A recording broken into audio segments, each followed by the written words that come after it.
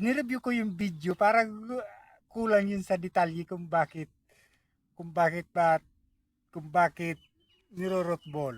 Uulitin ko na lang po ulit. Kahit ganito po yon. Kung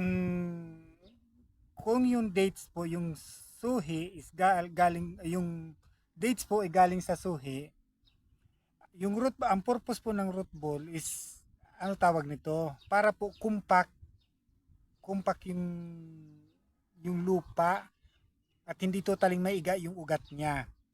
Tapos kahit ilipat mo siya sa ibang lugar, sa ibang area, is ano yun, mataas ang chance ng recovery niya. Ngayon po, kung ang purpose po ng root ball ko doon sa video ko, hindi ko klinaro. Yung pagka root ball po noon is, ang purpose ko noon, aside po na makumpak yung lupa para hindi mauga yung ugat, at may mataas ang chance ng recovery niya para totally mabuhay siya.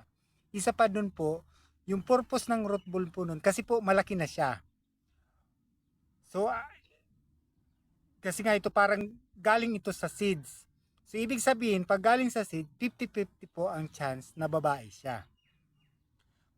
Ngayon po, dahil malaki na siya, hindi na po siya pwede siyang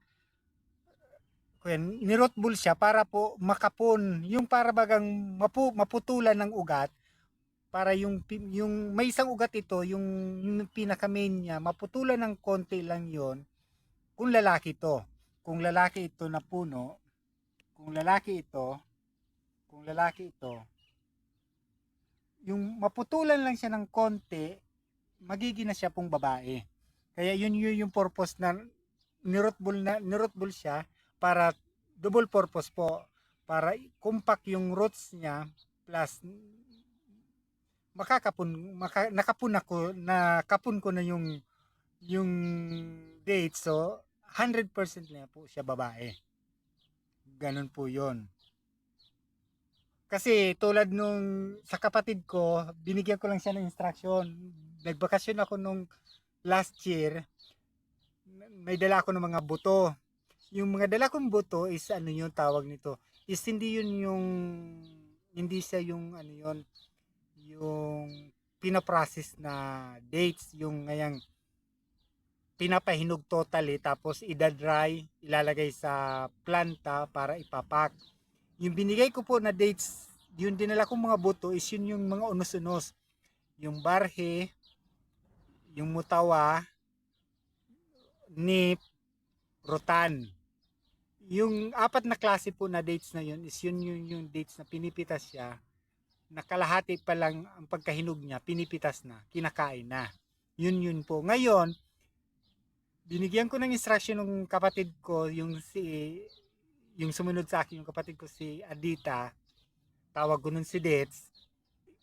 In-instructionan ko lang siya na pabuhayin muna.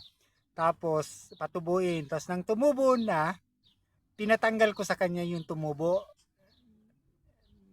na seeds. Di ngayon, in-instructionan ko siya kung alin na ugat doon, kung alin yung puputulin para maging babae talaga siya. Totaling babae na siya. Ngayon, naputol niya na ngayon. Pagkaputol niya, siguro isang buwan na ata ngayon eh. Naka-recover na totally siya. So, wala ka ba na yun? Nababae na yung mga dates na napabuhay ng kapatid ko sa Banuyo. Ngayon, pag laki-laki noon, ipapadala ko yun sa Sapran, sa Santa Fe, para doon ko napabuhayin. Ngayon, lahat na yun babae, walang kaba po. Walang kaba na po siya. Kahit mamulaklak po siya, walang problema.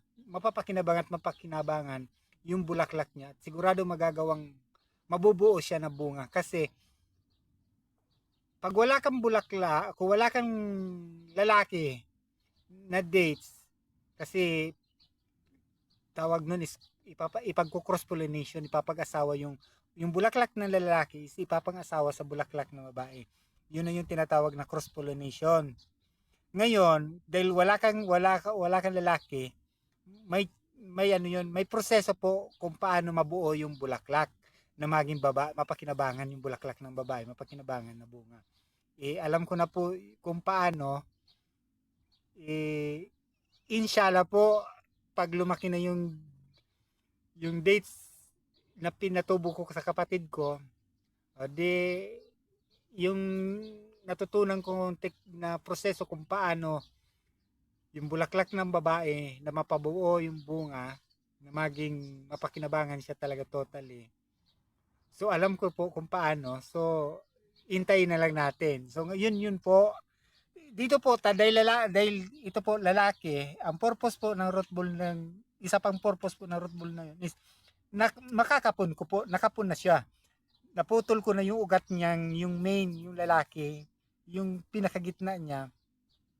Parang yun yung pinaka, hindi ko alam, hindi ko linya ang dates eh.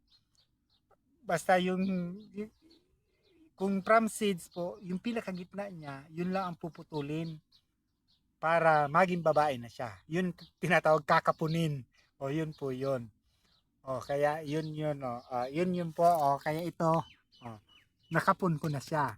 Nakapun ko na siya.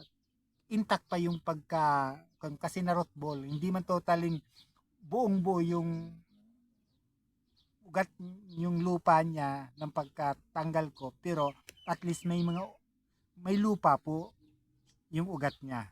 So sabi na natin 80% mabubuhay to. 80% buhay to. Hindi ko lang makalimutan na madiligan every other day.